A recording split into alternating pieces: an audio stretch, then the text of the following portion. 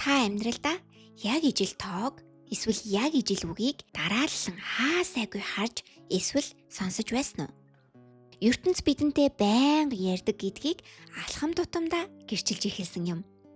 Хин нэгэн танихгүй хүн ирээд бясалгал гэдэг гарчигтай ном өгөөд явчихна. Эсвэл автобуснаас буугаад харахад аврах том бясалгал гэсэн самбар байж байна. Эсвэл YouTube нээгээд үзэхэд дандаа л бясалгалын талаар ярьсан бичлэгүүд гарч ирнэ. Үзэж харж сонсож буй бүхэнд ганцхан үг давтан гарч ирээд байвал энэ нь сүнслэг гэр бүл маань бидэнд дохиол гэж чиглүүлж буй илрэл юм.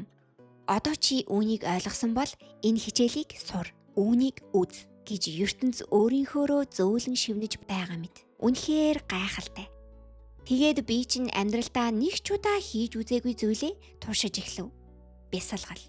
Ихэндээ секунд бүрт өөр бодолд автан огт төвлөрдөггүй байлаа. Энэ бүхэн яг юунд хэрэгтэй юм бэ гэж өөрөөсөө хідэнтэй асуун тэрчлэн суудаг байсан юм.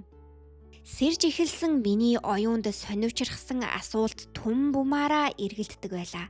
Гэтэл нэг л өдөр бясалгалын үеэр асуултын хариултууд өөрөө унаж ирж байгааг анзаарав.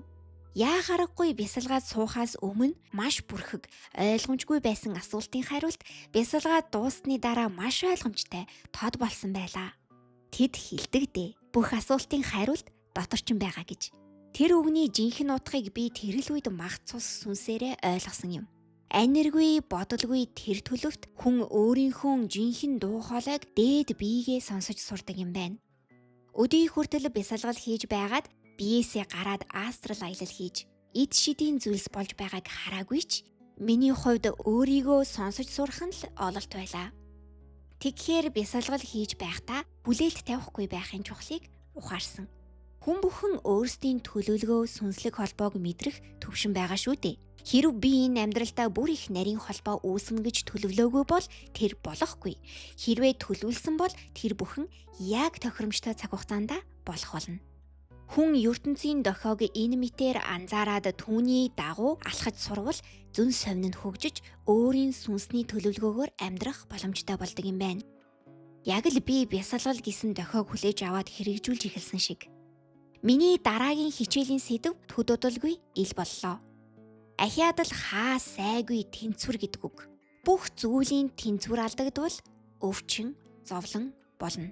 Амьдралын хүнд туршлагууд байгаагүй бол хэрхэн бид чинь сайн цагийн аз жаргалыг ялгаж талархах билээ.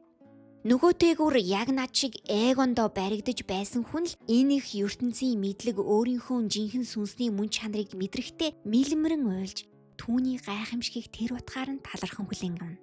Хорвоод жаргал зовлон ээлжилж хэмээн бид сурах гээд буй хичээлүүдээ сурна.